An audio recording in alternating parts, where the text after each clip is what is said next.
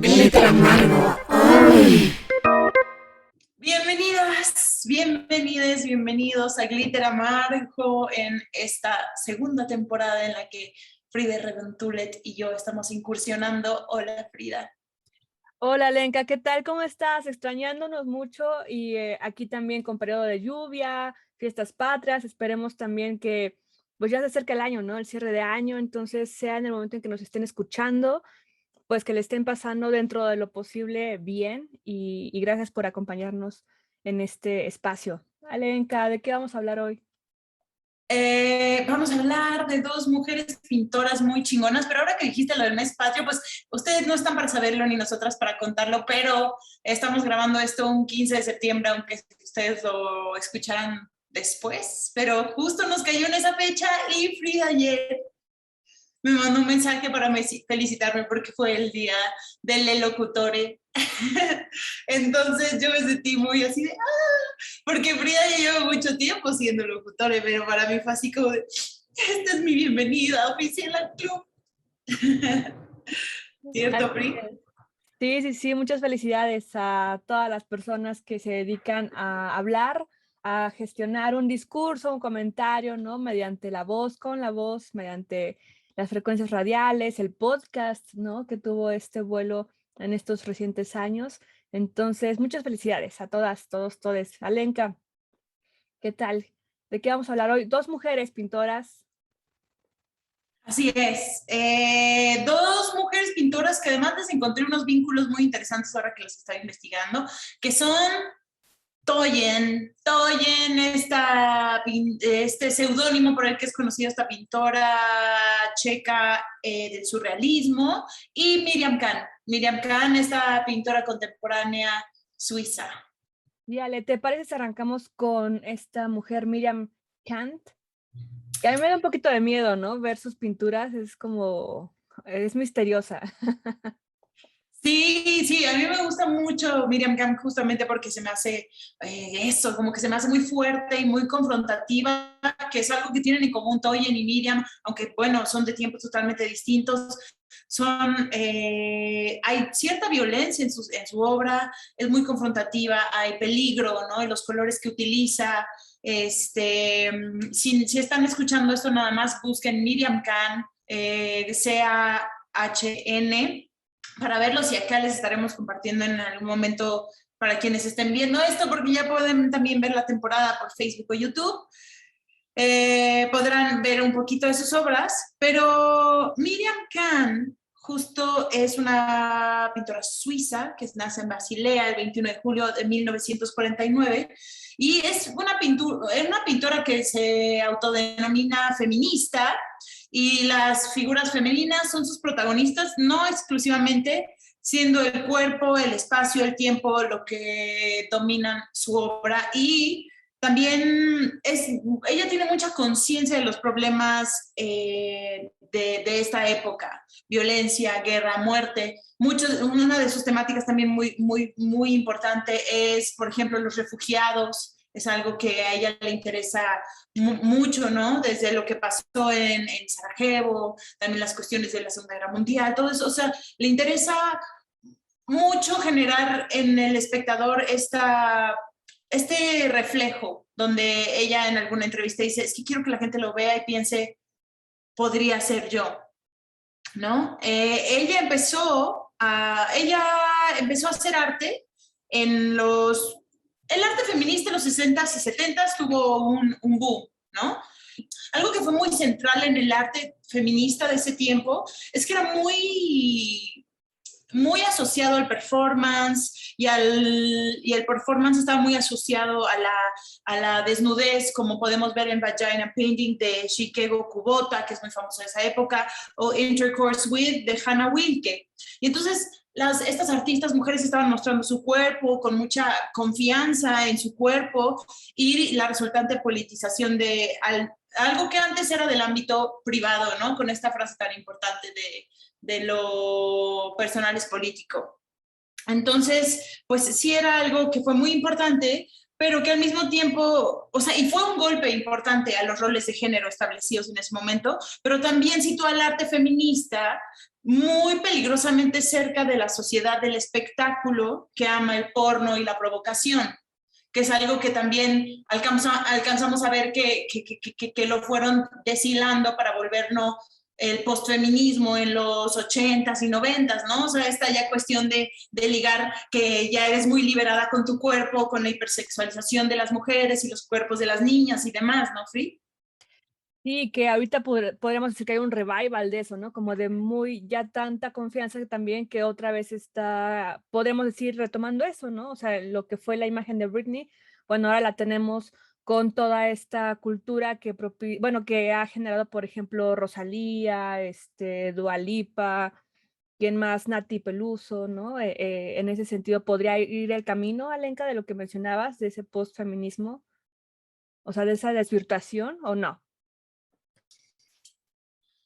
No Pues sé sí, si creo que la ya, imagen, pero no, creo que sí, Free, o sea, creo que está bien analizarlo, no es que no es que no estamos diciendo que está mal, pero lo que sí es una realidad es que la imagen de la estrella pop está totalmente ligada a esta hipersexualización de la mujer y a este, digamos que casi el arquetipo de cómo debe ser cierta mujer y cómo debe de ser una cantante, ¿no? O sea, por ejemplo, hace poco estaba hablando con alguien de Flor Amargo y hablaba de que una de las cosas que me parecen chidas de Flor Amargo es que totalmente no va con esta cuestión de lo que piensas que debe de ser una mujer artista, ¿no? O sea, que debe de mostrarse sensual, que debe de mostrarse maquillada y de cierta manera específica. Y creo que estamos como, sí, seguimos perpetuando ese estereotipo al punto, por ejemplo, acaban de ser los Met, toda la plática del Billie Eilish, por ejemplo, ¿no? Y esta cuestión de, ay, es que ahora ya sale como una nueva Marilyn Monroe y ya nada más estaba esperando a cumplir 18 para irse a sexualizarse así. Y a mí me causa como mucho conflicto eso, porque por un lado digo, pues que se muestre como ella le dé la gana, ¿no? O sea, si ella quiere ser muy sexy y tal vez tiene un novio con el que quiere verse como de este lado erótico del que no era vista antes, pues está bien, pero también al mismo tiempo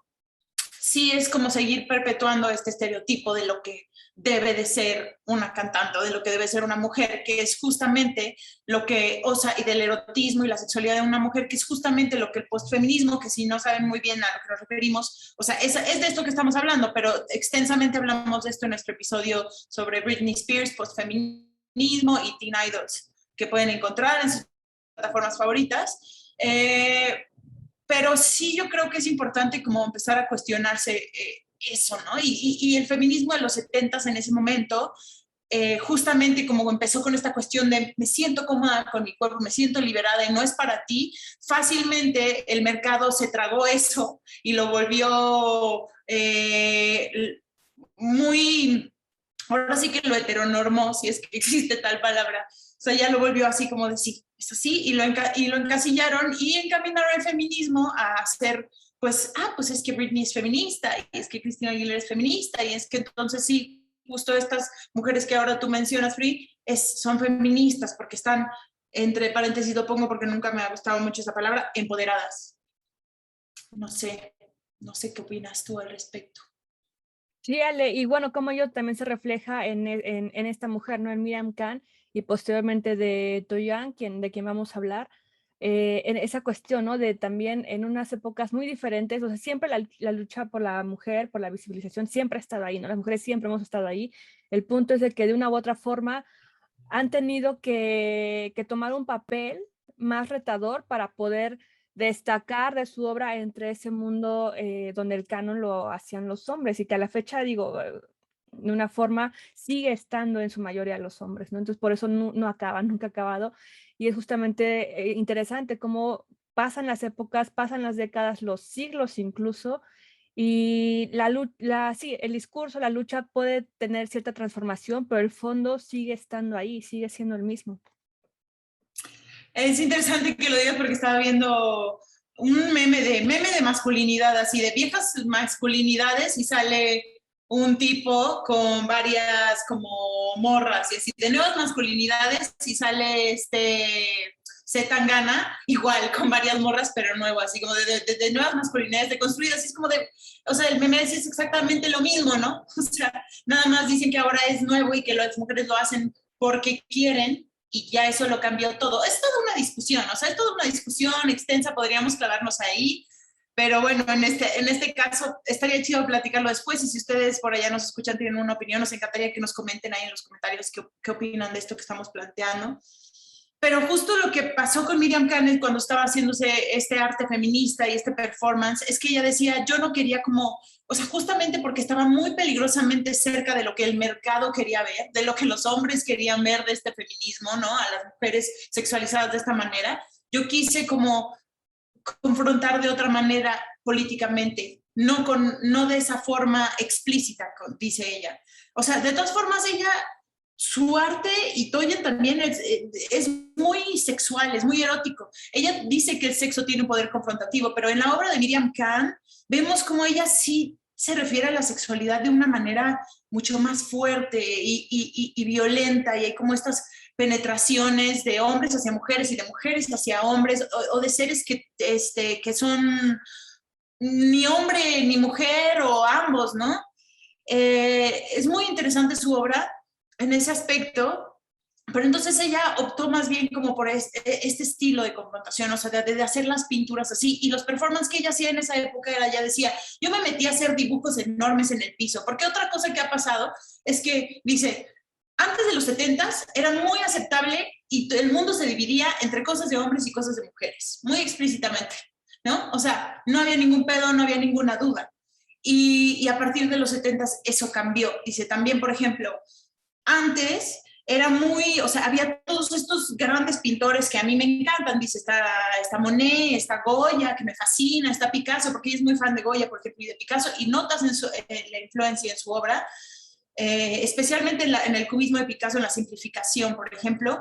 Eh, pero ¿dónde estaban las mujeres? ¿No? O sea, ¿dónde estaban las mujeres que también estuvieron, o sea, que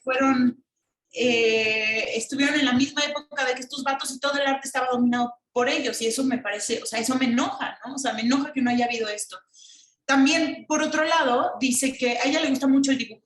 Entonces, muchas de sus pinturas son pasteles, o sea, pasteles, y tiene bocetos y demás, pero hacía dibujos en formato enorme. Entonces, lo que les estaba diciendo es que en los 70s ella ponía hojas enormes en el piso y se metía al dibujo, decía, me metía al dibujo una hora, y esa era mi performance, estarlo dibujando una hora y salir de ahí. Y esa era lo que yo quería mostrar, que también el dibujo no es una forma de arte, la pintura menor, ¿no? O sea, como generalmente el dibujo siempre se ha visto como, es que es boceto. No, no, no, o sea, el dibujo también puede ser ya la pieza final.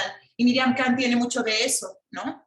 También, por ejemplo, tiene muchas figuras que son mujeres llorando. Dice, la mujer también estaba relegada a nunca salir en las obras, en las pinturas, en el pasado, llorando, a menos de que fueras María o María Magdalena. Esas sí, ¿no? Esas sí siempre salían llorando, pero yo siento que como no había otra representación, dice, lo que me gusta mucho de Guernica, de Picasso, es que justamente es esta obra muy política, muy del enojo por lo que acababa de pasar en España cuando los nazis bombardearon, y mostraba mujeres llorando, y dice que a ella le parecía que eso era algo que no era, y mujeres llorando y eran muy importantes en la obra, que no le parecía poco, que le parecía poco común que se mostraran a las mujeres así. Y ella tiene muchas obras que, si las notas, son también mujeres llorando, caras de seres llorando, como justamente hablando de esto mismo. También dice, o sea, su obra es muy política en esta cuestión de los refugiados. Tiene muchas obras de refugiados, tiene muchas obras de personas cruzando la frontera, con las manos arriba, asustadas, y habla mucho, dice, es un tema que me interesa mucho. Dice, ofenderse no es interesante, lo que es interesante es qué forma va a tomar lo que te ofende después. Y me gustó mucho porque eso aplica como para todo, Free, ¿no? O sea, ¿qué opinas? Sí, digo, y esa es la parte de la cuestión del arte, ¿no? En general de la cultura. Sería extraño que veas algo y como estas, por ejemplo, no todo el arte contemporáneo, ¿no? Pero cierta corriente de ese arte que es, diría Belinda Lesper, el arte VIP. Ves una botella vacía o una caja, un orozco, ¿no? Y dices, pues si le echo imaginación podría moverme, ¿no? Pero finalmente el arte habla por sí mismo, las cuestiones en la cultura hablan por sí mismas y que te muevan para bien, para mal, que te saquen de mira, ya me fui a pasear nada más porque sí, por ahí, es importante, ¿no? Sí, totalmente. Y justo yo estaba platicando con mi hija ayer cuando le estaba platicando de Miriam Khan, que me decía, sí, pero el arte, ¿qué puede hacer? O sea, una pintura, ¿tú en qué crees que ella como suiza privilegiada puede estar aportando con su obra? Porque Miriam Khan también tiene una frase que dice, preferiría estar pintando flores, pero yo no inventé el mundo y el mundo es así. Y entonces yo lo comento, ¿no? Yo veo el mundo y lo comento lo que veo, comento que, por ejemplo, decía algo bien interesante que era, dice, yo veo que aquí en Suiza hay un embotellamiento en Gotthard, o algo así se llama, que es un túnel suizo que va hacia el sur, ¿no? O sea, para ir hacia el Mediterráneo, para cruzar hacia Francia, Italia, ir hacia el Mediterráneo en las vacaciones, porque todos se quieren ir al sur con la sensación de que el mar es lo más grande, lo más relajante, y lo más maravilloso que es el mar Mediterráneo. Y dice, es algo que no entiendo. Se necesita hacer la observación de que la gente va a ir a nadar en el mismo mar en que otros se están ahogando por tratar de llegar, ¿sabes? O sea, por ser esta cuestión de refugiados. Y lo vemos, por ejemplo, me estaba comentando Sof que los griegos han sido increíblemente crueles con la gente que viene de África, que los ven llegar a sus costas y los han aventado de vuelta en balsa sabiendo que se van a morir, ¿sabes? Me pareció muy fuerte esa observación que hizo Miriam Khan. Claro, y es parte de lo que, o sea, es que también muchas personas lo hemos sabido en este periodo de guerras, todos los artistas de una u otra forma y digo, no es que su arte tenga que ser un reflejo explícito de la realidad, lo hemos visto, sin embargo, sí lo es, sin embargo, refleja los momentos en los que se vive, ¿no? Sus preocupaciones, sus angustias, los deseos, las cuestiones reprimidas también, ¿no? Y que en sus obras pueden de una u otra forma tratarlo. Muchas veces hemos hablado, ¿no? Una se cuestiona de, bueno, es que todo está caótico y yo estoy aquí disfrutando una serie, ¿no? O todo está caótico y yo estoy siendo feliz y me siento mal por ello, ¿no? Creo que la discusión va más amplia, ¿no? Desde donde tú estés seguramente puedes, y con tu privilegio o no privilegio, puedes hacer algo, intervenir en cuestiones con lo que tú, o sea, de una forma en la que tú puedas hacerlo. Y en este caso, Miriam lo hizo así, la citaste, ¿no? Ella dijo eso de me gustaría estar pintando florecitas, margaritas, pero no, como en la guerra de Vietnam, ¿no? A los adolescentes tal vez que estaban de activistas les hubiera gustado estar disfrutando de su adolescencia, sin embargo, tenían que hacer activismo y fallecer en ese intento. Igual Toyen o Todix, por ejemplo, son personas que de una u otra forma estaban en su camino disfrutando la bohemia, disfrutando ser artistas y de repente cae la guerra, una guerra muy importante y no puede ser ajeno a ello, ¿no? Pero ¿de qué sirve? O sea, ¿de qué sirve? Lo hago desde una pregunta como abierta, externa. O sea, ¿de qué sirve hacer arte que hable de lo que está pasando, ¿no? O sea, de estas cosas. ¿Tú cómo crees que, o sea, tú crees que tiene algo, que deja algo? Claro, es vital, o sea, es alimento para las futuras generaciones. Sin el arte no podríamos saber qué estamos viviendo, qué estamos haciendo. Y el arte no nada más las pinturas, hablo también de forma en la literatura.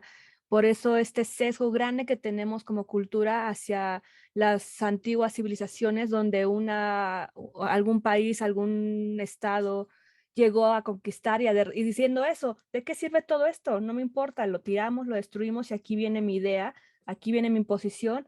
Y ahora tenemos grandes sesgos de que no sabemos bien a bien sobre la cultura maya, que tenemos grandes bibliotecas, sí, bibliotecas como la Alejandría, ¿no? Que fue destruida en la época también de la casa de brujas, cuando también la religión se enfrentaba, también hubo muchísima quema de libros que pues realmente eran de ciencias, de artes y fueron quemados. ¿Por qué? Por ese rechazo de qué sirve esto, ¿no? No nos sirve. Hay que imponer lo que ahora está de moda, hay que imponer nuestras ideas y nuestra tradición porque es lo que importa, ¿no? El presente. Sin embargo, mediante la cultura y el arte, la preservación de ello, es que podemos ver esta historia de una u otra forma reflejada y no ser ajenos a ello. Por eso es importante decir, bueno, ¿qué se está haciendo ahorita en las artes, no? ¿De qué nos sirve tener unas pinturas perfectamente pintadas, súper realistas de una Coca-Cola, cuando ya existe también la fotografía, ¿no? Y la publicidad? Pero en fin, cada quien es libre de hacer la obra que desee. Sin embargo, también creo que si tienes un dominio o una ventaja en alguna técnica artística, la puedes utilizar para decir algo, ¿no? Más allá de algo que personalmente te guste mucho. No es obligación, pues, pero Y ahorita también está la discusión de los NFTs, ¿no? Que es este tipo de arte digital. Espero estarlo diciendo bien, según yo es NFT, que es esta arte digital donde tú nada más tienes como esa pieza y se vuelve como también un recibo la pieza y es esta cuestión de que tú tienes el único y del artista y bla, bla, bla, y que es copia única. Eso va a ser también interesante ver, porque es parecido al tema de la fotografía, como antes era considerada mucho tiempo como que no era arte, ¿no? Y como que no podía aspirar a ello.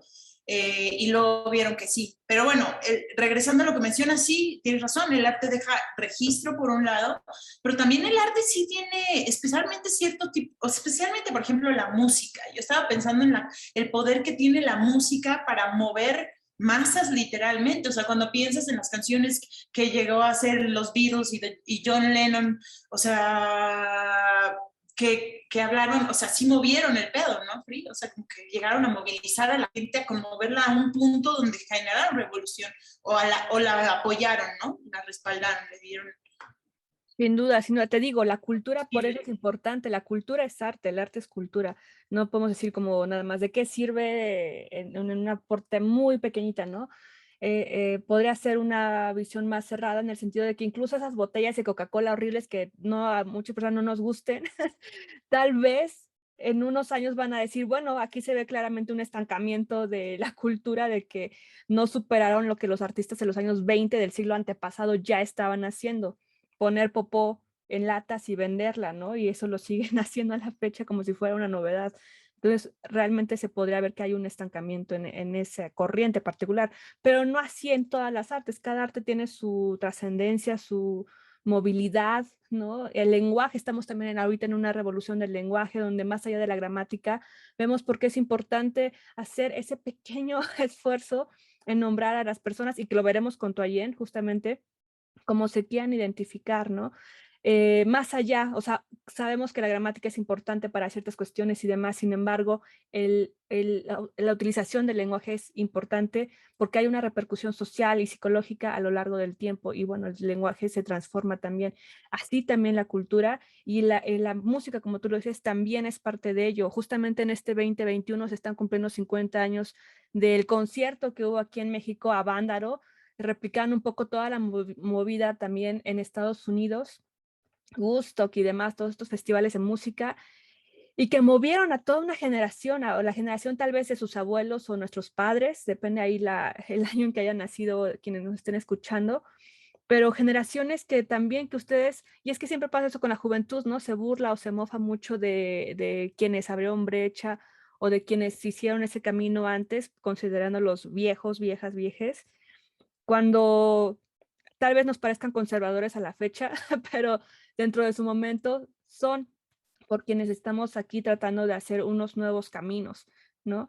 Y en ese sentido también es curioso porque en toda movida siempre, y lo hemos visto con las grandes revoluciones, hay intereses o sea, hay alguien que le está poniendo también dinero, ¿no? Que principalmente, pues no es el pueblo es el que avanza y ejerce y hace las cosas, sino más bien son intereses particulares que muchas veces tienen, o sea, aparte de que sean ricos, lo que tú quieras, tienen una causa, ¿no? Y lo hacen por algo, pero hay otras que tal vez lo hacen por puro poder, ¿no? Y tener más difusión. Por ejemplo, estamos sabiendo que este evento de Avándaro, que movió la conciencia social y que fue parte de toda la movida para que se prohibiera el rock en México, fue patrocinado por Coca-Cola, donde su CEO de marca y mercadotecnia era Fox, nuestro expresidente Fox Quesada. Entonces, imagínate, Coca-Cola y Fox poniendo dinero para ese concierto de rock de Avándaro hace 50 años. ¿no? Eso es bien chido, Free, porque al final quiere decir nada más que se sale de las manos, ¿no? O sea, se sale de las manos, no hay forma de controlar lo que va a suceder después, y es que es algo que está vivo, ¿no? Es incontrolable. Qué loco que sí hayan puesto el valor, pero también qué curioso que por un lado se le salió de las manos, aunque ese Avándaro no tuvo un final tan feliz en la cuestión de la censura al rock que todavía venimos sufriendo todos los músicos mexicanos, todavía vivimos las consecuencias de lo que fue esa censura al rock tantos años. O sea, todavía los músicos de México seguimos sufriendo esa cuestión. Pero lo que dices es muy interesante también porque eso me hace reflexionar que, claro, o sea, el arte lo que hace es marcar a las mentes jóvenes. Tú escuchaste esa canción de adolescente, leíste ese libro y te viste esa pintura y te movió, te hizo querer decidir irte para acá, irte para allá, y eso totalmente afecta generaciones completas de lo que va a venir más adelante. Esto que dices de luego renegar del pasado cuando tú eres una consecuencia directa y gracias a esas obras de arte, ya sea música, ya sea pintura, literatura, danza, que hayas visto y te hayan marcado, arquitectura que te hayan marcado, es en parte quién eres y lo que escogiste ser. Entonces eso es una discusión muy chingona, me encanta que hayamos platicado de eso, por ejemplo, y también, por ejemplo, volviendo a Miriam Khan, ella hablaba de de unos dibujos que tenía, que ella hizo en los 80s de las Torres Gemelas.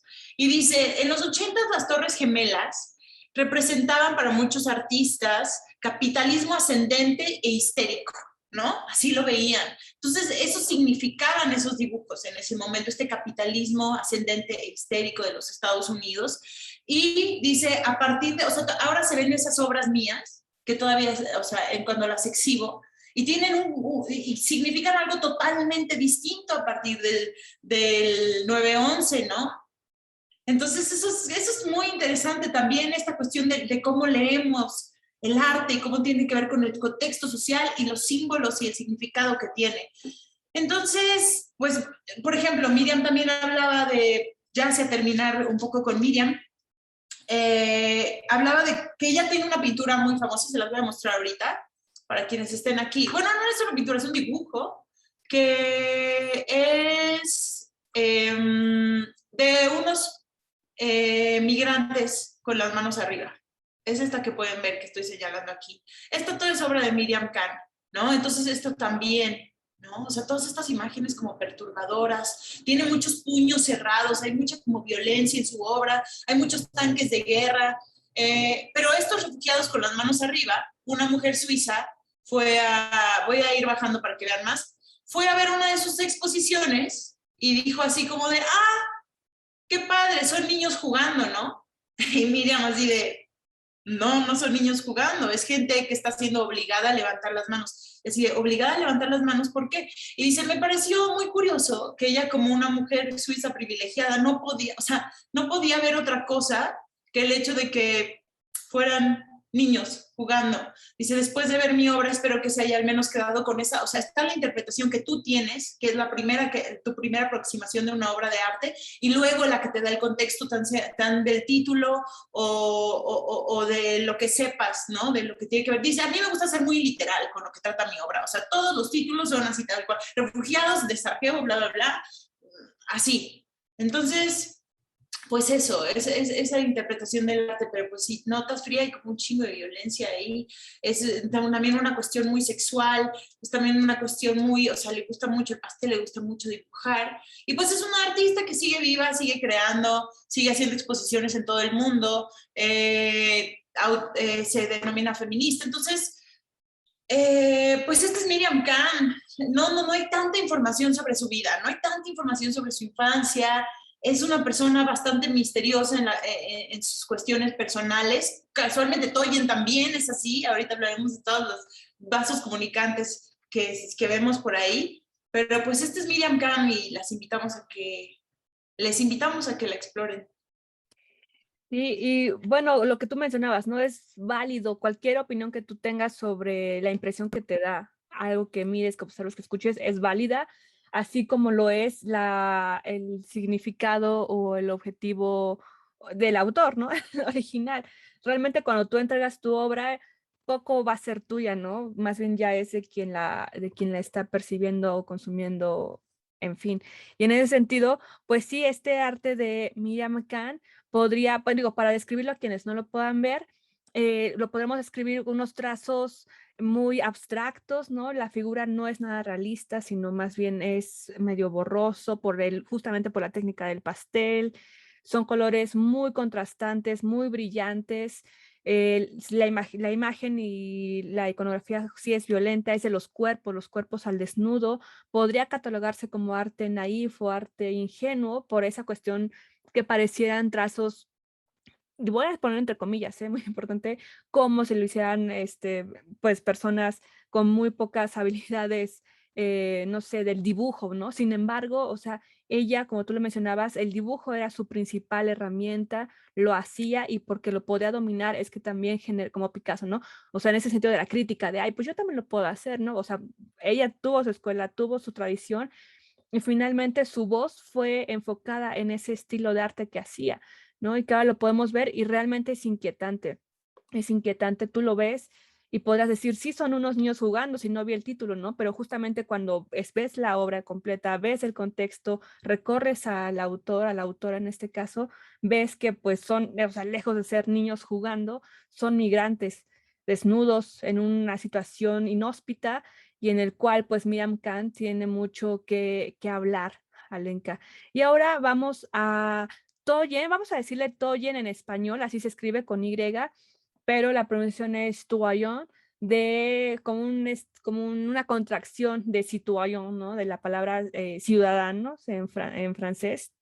Entonces, bueno, entrando a esta mujer, pues es una artista surrealista y que me gustaría decirle que es una artista bohemia, ¿no? Porque en su caso es literal.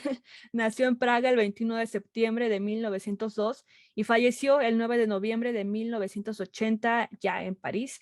Recordemos que Europa siempre, o sea, del siglo XX hacia atrás, siempre ha estado en periodos de guerras, posguerra, interguerras, por las coronas, por las familias, las casas de los Habsburgo y todas esas cuestiones.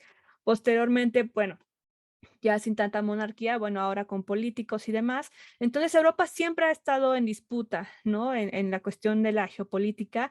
Y si bien ahora conocemos a Praga como la capital de la República Checa, pues antes fue la capital del Reino de Bohemia. Y bueno, de ahí ese término de bohemio, ¿no? De la movida importante de artistas que venían de esta región de Europa y que por situaciones justamente de guerra y de movilidad, pues se movieron principalmente a París.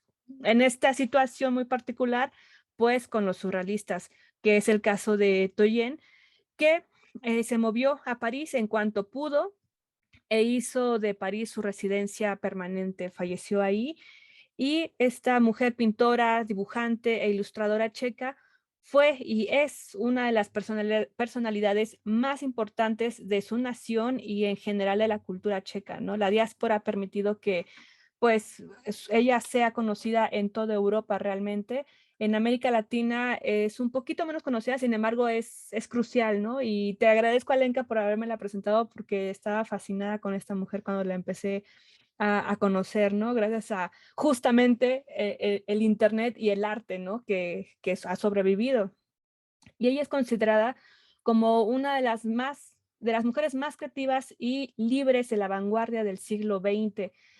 Tal vez es fácil juzgar ahora, como lo hemos comentado, por ejemplo, con otras mujeres que desde su privilegio pudieron crecer en ese mundo, pero sin embargo, o sea, no tendrían otra forma, ¿no? Ni modo que porque no usaran su privilegio, pues se quedaran calladas, ¿no? O por ahí escondidas. Pero ella, si bien también no estaba en una condición de pobreza, pues tampoco era rica, sin embargo, tuvo que esconder su feminidad, su condición de mujer, pues para abrirse camino en este mundo, ¿no? Ya iremos más allá, Ale, pero como saben, varias personas, varios artistas en general, pero ya es muy común ahora que uno se ponga un apodo, un nickname, un nombre artístico, un seudónimo. Y en el caso de ella ahora le llaman el dead name, ¿no? O el nombre muerto, o digamos el nombre con el que te pusieron tus papás, ¿no? Con el que te registraron. Y ella se llamó María Serminova. pero fue cuando en su época que trabajó en una fábrica de jabones, que estaba en un cafecito con un amigo y le dijo, oye, necesito su amigo se llama Yaroslav Seifert, y le dijo, oye, quiero un nickname, quiero un apodo, quiero un nombre chido, o sea, no me gusta mi nombre, me lo quiero cambiar, ¿no? Y dijo, a ver, invéntame uno. Y ya como que se fue y cuando regresó, su amigo se quedó ahí como pensando, escribió uno en la servilleta, no le gustó ninguno a ella, escribió uno en la servilleta, el de Toyen, y cuando regresó le dijo, ay, me encanta. Y ya, dice, desde ahí lo empezó a usar hasta el fin de sus días y ya se dejó de llamar María Serminova, se llama Toyen, ¿no?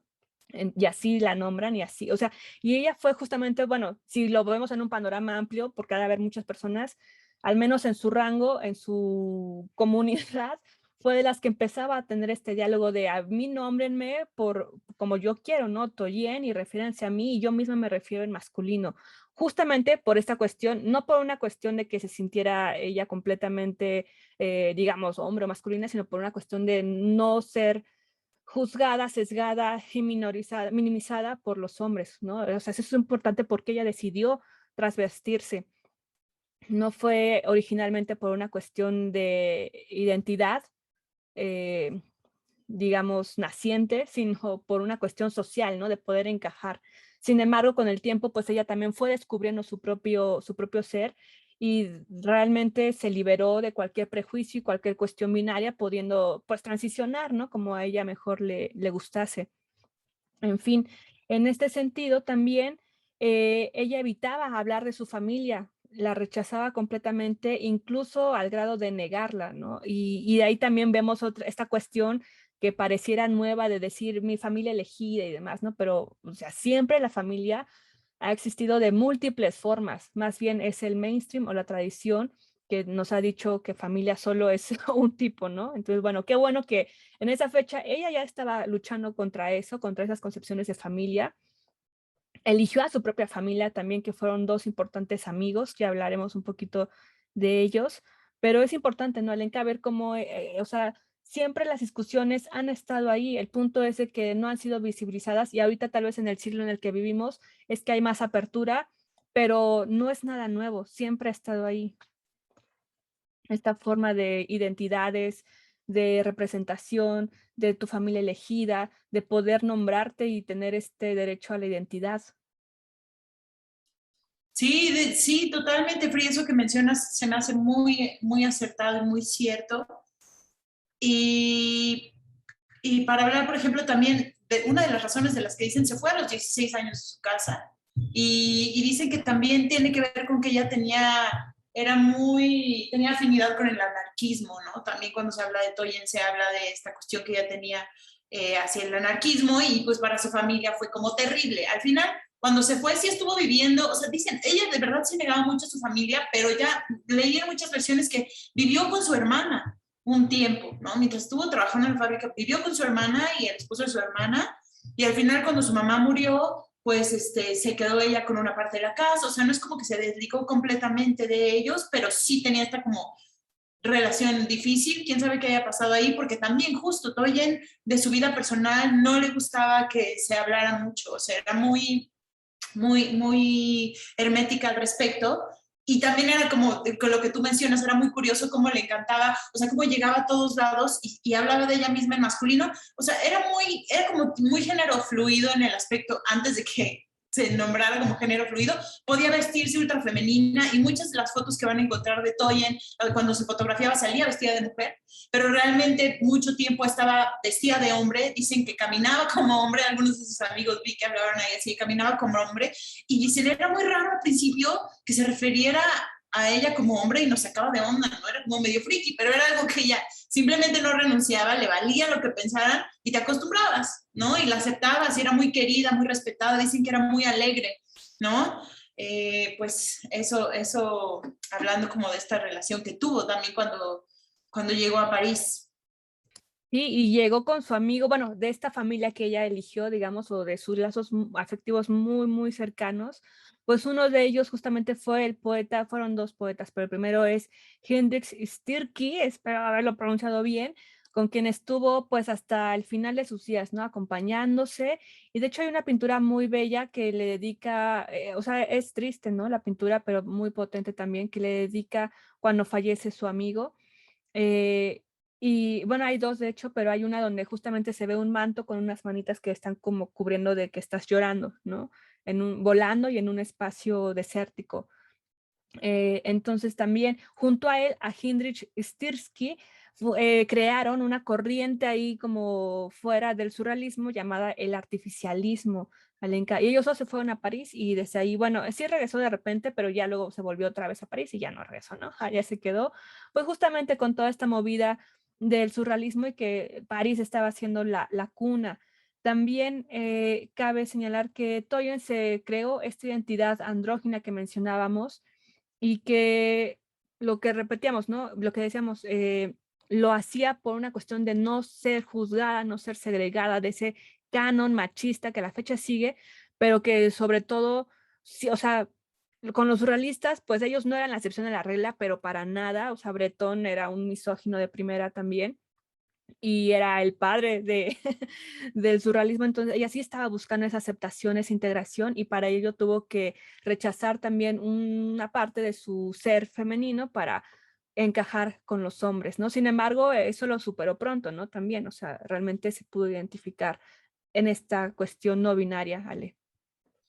Y quería nada más agregar que esto que decías del artificialismo era una teoría que sugería que los sentimientos y las imágenes eran derivados de experiencias o sueños que dejaban rastros en color y formas. Y esto fue lo que ella y Heinrich Stirsky promovieron cuando llegaron a París, por ahí del 1925, y se quedaron ahí 3 años. Ella se incorporó al surrealismo hasta 1935, ¿no? Y dicen que eso fue muy bueno en el sentido de que creó un grupo europeo más sólido para estar contra el fascismo, Free. O sea, como que porque el surrealismo sí tenía como esta connotación política también, ¿no? O sea, André Breton decía que no era nada más, o sea, esto que dices de André Breton es importante, pero dice, o sea, no es nada más una... Es más, les voy a leer, o sea, nada más en un discurso de 1936 que siguió a la formación de los surrealistas en Praga, André Breton comentó, esta actitud nuestra, común a ciertos hombres particulares y manifestadas en periodos de distancia casi medio siglo entre ellos, es el surrealismo. Y luego destacó dos importantes rasgos surrealistas. Primero, que el surrealismo era una actitud ante la vida, no solo una forma de arte. Y segundo lugar, que era un movimiento dominado por hombres, uno que a menudo glorificaba a la mujer como musa. Esto es importante. Aunque la mujer surrealista no era una musa cualquiera, porque a menudo estaba fragmentada en una parte del cuerpo fetichista o alineada con la violencia sexual, ¿no? O sea, era bastante, la misma corriente del surrealismo dominada por hombres era bastante misógina. Sí, de ahí salió, bueno, no de ahí salió, pero de ahí también fue como otro trampolín para establecer otra vez esto de las musas, ¿no? Y justamente con los surrealistas, pues era eso, de las mujeres no son las artistas, nosotros las pintamos, nosotros las representamos de la forma pasiva, etérea, bella, donde están ahí, que sí pueden ser muy bellas, pues, o sea, no se niega, pero había esta limitante, ¿no? Donde decían, pues nada más sirven para ser un objeto de deseo, un objeto de admiración, un objeto, ¿no? No para ser creadoras, no para ser artistas. Y por eso es que muchas mujeres surrealistas existen, o sea, cuando tú ves el surrealismo siempre te ponen a hombres, ¿no? Porque justamente el círculo oficial decía Breton quién sí, quién no, entonces ahí estaban todos ahí atrás de él buscando su aprobación, ser parte del club. Y muchas mujeres cuando vieron esto dijeron, ay, pues claro que no, yo no tengo ninguna necesidad de que me ande reconociendo, ¿no? Otras estaban ahí en el círculo más allá de que te reconocieran o no. Por ejemplo, recordemos a Leonora Carrington, ¿no? Breton fue el que le dijo, tú eres la única mujer surrealista. Y ella, gracias, ni siquiera lo necesitaba, ¿no? Recordemos Pero que Toyen también también, ¿no? A Toyen también la quería mucho Breton. La quería, pero oficialmente, o sea, al menos hasta los escritos que ahorita hay, es lo que se dice de Leonora Carrington, ¿no? Que Breton fue la única que la reconoció realmente con todo, ¿no? Como de tú eres la única mujer surrealista. Y ya como de gracias, ni siquiera me interesa y te lleno de sangre, de mi sangre menstrual tu habitación, ¿no? ¿Sabes cuál es la otra? Louise Bourgeois. Louise Bourgeois también era como que la querían meter y ella, no, a mí no me interesan sus pedos. Adiós. Sí, exacto. Entonces, bueno, de que hay muchísimas mujeres surrealistas, las hay, y bueno, más bien lo que oficialmente se consideran los surrealistas, pues bueno, es una cuestión muy sesgada de André Breton que señalaba con su dedito quién sí, quién no, ¿no? Y por eso estamos también en este programa, encontrarán varias mujeres que de una u otra forma han estado fuera de ese canon y que ahora se abre en una especie de venganza, de revancha, de vindictas, ¿no? Para poder restablecer estas mujeres que han estado ahí. Y justamente, bueno, Toyen tiene como característica de su obra el erotismo también. Es un erotismo poco acorde a nuestra visión actual, tal vez occidental, capitalista, de lo que es el erotismo, ¿no?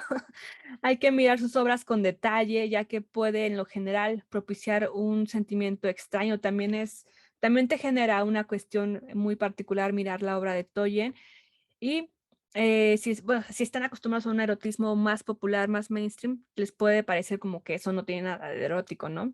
Sin embargo, es parte de su obra y principalmente por una serie de ilustraciones que hizo para la revista Revolución Erótica de su amigo Stirsky. Justamente ahí sí son ilustraciones completamente explícitas.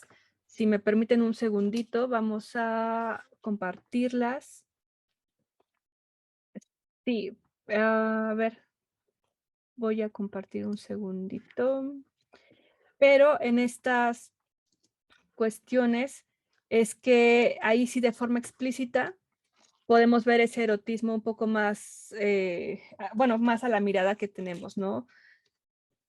Me De encantan esas ilustraciones en especial, porque además, o sea, si se nota toda esta cuestión surrealista, también eso es algo que notaba en común con Miriam Kahn, o sea, el dibujo también, ¿no? Como con importancia, con fuerza, y justamente algo que también tenía el surrealismo y que tenía ella, había comedia, ¿no? O sea, el surrealismo tenía tanto como deseo erótico, comedia, tragedia y su versión política.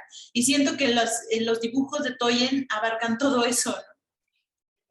Claro, y entonces en ese sentido, pues bueno, vemos que ella también tiene esa transición, ¿no? A ciertos temas y también de la forma de expresar su arte. No necesariamente era muy creepy, ¿no? Como algunas otras de sus obras.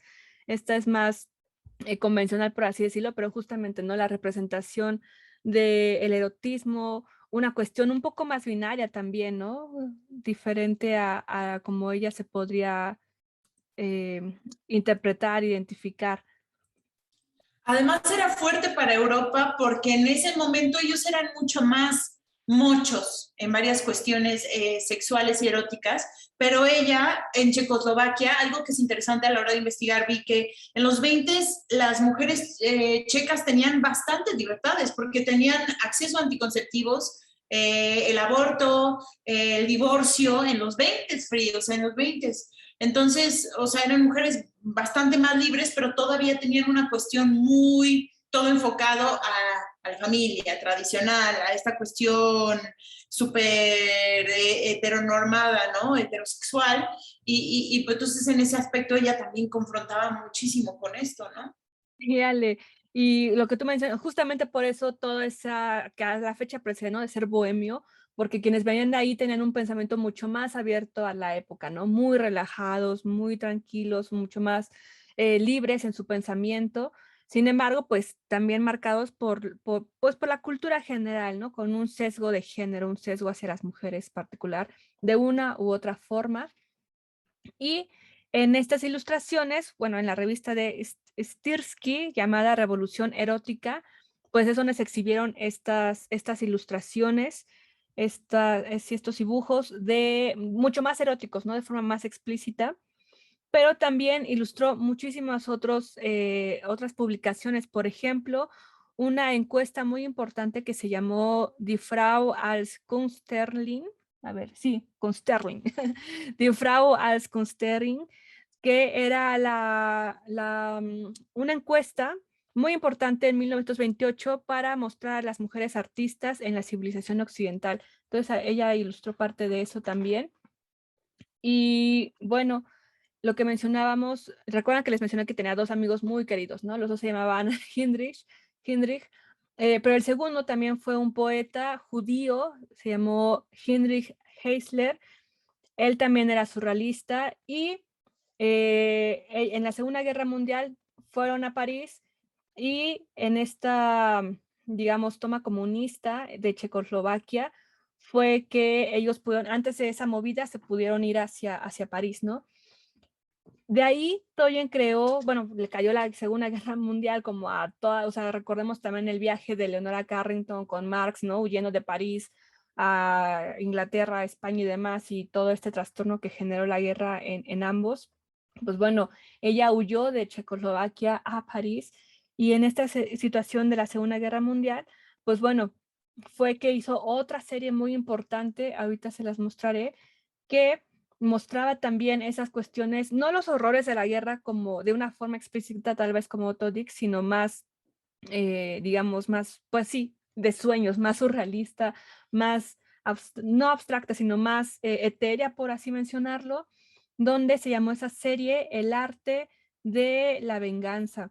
Y ahí vemos conejitos, vemos varias cuestiones que es una guerra, ¿no? Del periodo de la guerra, de la Segunda Guerra Mundial, que si tú la ves, como nos pasaba con Miriam Khan, si tú la ves dices, ¡ay, qué bonito! ¿no? Pero cuando ves el contexto, ves la serie, conoces a la autora, ves que representa pues algo trágico, ¿no? Algo que partió de una u otra forma el pensamiento pues de todo el mundo realmente. Y dice, o sea, también era con una cuestión muy infantil, o sea, estas imágenes, como tú mencionas, o sea, se veían muy infantiles, muy como de niños, también porque algo que fue muy fuerte es que en 1939 que los nazis tomaron Praga, pues de las primeras cuestiones que hicieron fue aplastar cualquier tipo de actividad radical y especialmente el surrealismo, porque el surrealismo para ellos representaba algo que totalmente, pues lo que decíamos, ¿no? El poder del arte. Los nazis, que fue lo primero que hicieron, fue tomar a todos los músicos, hacer que trabajaran para ellos o aplastarlos. Pero algo que hizo Tolkien que está muy cabrón es que ella siguió trabajando ilegalmente, o sea, arriesgando la vida por seguir haciendo este tipo de obra que confrontaba. También yo creo que en parte por eso lo hacía como de esta manera que se veía como medio infantil, un tanto como velada, aunque si lo piensas no está nada velada, ¿verdad? Fríos, así se ve, es bastante evidente, pero pues era muy valiente. A este poeta judío amigo suyo lo escondió Free cuando lo estuvieron buscando y ella tuvo que vivir bajo tierra en la Segunda Guerra Mundial, lo estuvo escondiendo. O sea, también es una cuestión muy, muy, muy valiente cuando sabemos lo que pasa por esconder a un judío. Claro, entonces, o sea, vemos ahorita justamente cómo estos periodos en el mundo, particularmente en Europa, de una u otra forma, respondiendo también a la pregunta que me haces al inicio, pues no son indiferentes a la cultura, al arte que se está gestando, de una u otra forma hablan y hablarán en el futuro de lo que se vio, tal vez no de una forma, y eso es lo importante también, no de una forma tradicional, oficialista y verdad histórica, sino desde una perspectiva justamente más amplia, desde una perspectiva artística. Y eso yo creo, considero más, nos nutre más que ver no sé, un comunicado oficial del que ganó sobre el vencido. Sí, Frick, exactamente.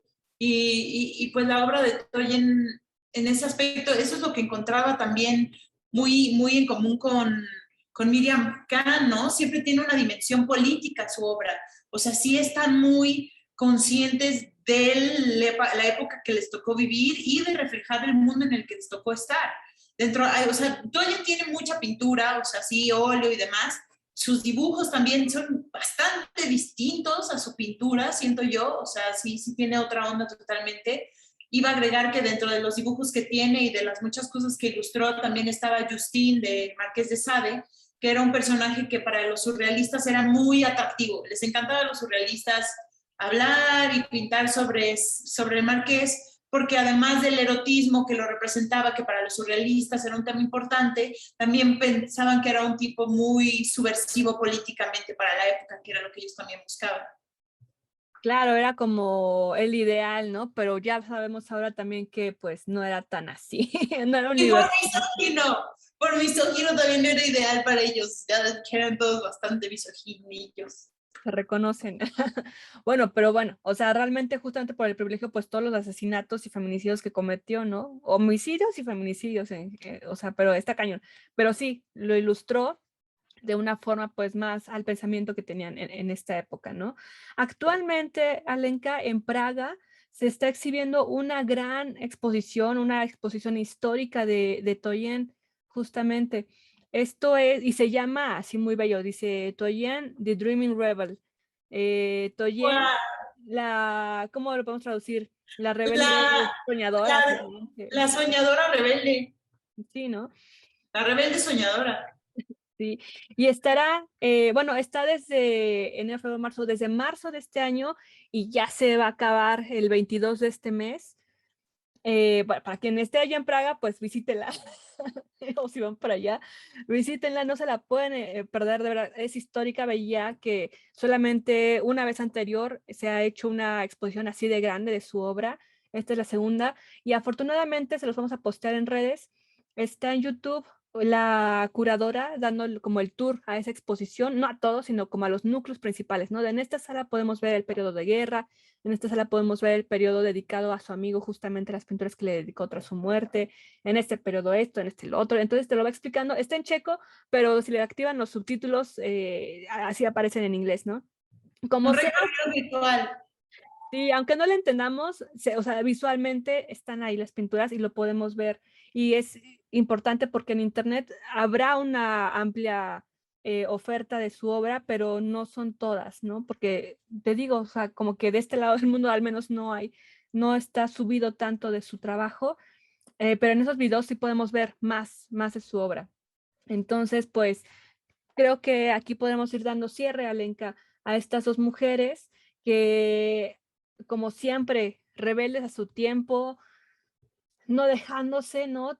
Teniendo que hacer cosas para poder entrar en esos mundos, ¿no? Quitar esa mierda que había por todos lados para poder hacerse de su nombre. O sea, hasta la fecha sigue está nuestra cuestión de que mujeres tienen que firmar con nombres masculinos o con las iniciales para no tener ese sesgo, ¿no? Se sabe actualmente en fechas que las mujeres consumen casi 50 y 50% a autoras y autores, pero los hombres sí consumen más, o sea, por ver el nombre consumen más a hombres que a mujeres, o sea, con esta mirada de sesgo, ¿no? De género.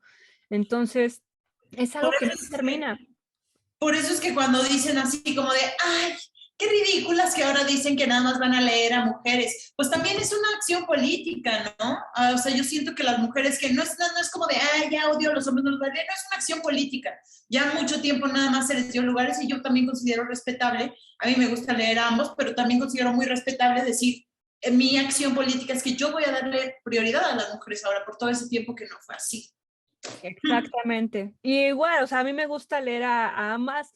No puedo también, yo no puedo quemar mis cosas de los que están súper cancelados, pero entiendo, ¿no? Y entiendo que también, y lo he estado haciendo, ¿no? Poder tener más conocimiento de estos referentes de las mujeres en todas sus áreas.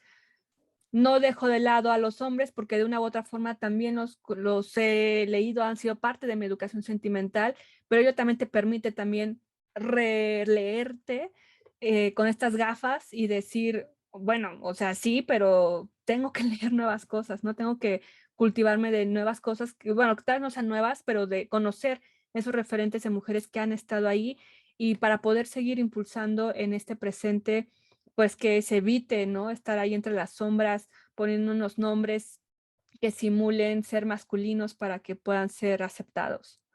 También para eso hacemos este podcast, Free. Este podcast es para dar ese lugar y ese espacio de reconocer a estas mujeres, ¿no? O sea, no, por eso es también que no tratamos pues a hombres, ¿no? No es una cuestión así como de, no, hombres, no, fuera de aquí. Es este espacio a las mujeres tan merecido y necesario Y pues me disfruto muchísimo hacer los episodios contigo, Pri. Yo estoy muy feliz de que lo estemos haciendo otra vez. Espero que hayan disfrutado este episodio y que si les gustó, lo compartan, por favor, con alguien que sepan que le pueda interesar.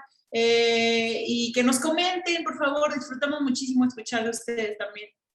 Claro que sí. Y bueno, nada más hay como detalle, cuando hablamos de hombres aquí tampoco, o sea, ahorita de André Breton, ¿no? O sea, le damos su justo lugar, pero también como ya viendo toda la cuestión, ¿no? Y que, o sea, ya sin esa cuestión que antes decíamos, no, es que el padre y el padre y el padre, ¿no? Pues también todo tiene su madre. Entonces, pues bueno, estamos en ese trabajo de irnos releyendo, reencontrando. Así es, muchas gracias por acompañarnos en este episodio, las queremos mucho. Esto fue Glitter Amargo Free, hasta la próxima. Chao, cuídense mucho. Glitter Amargo.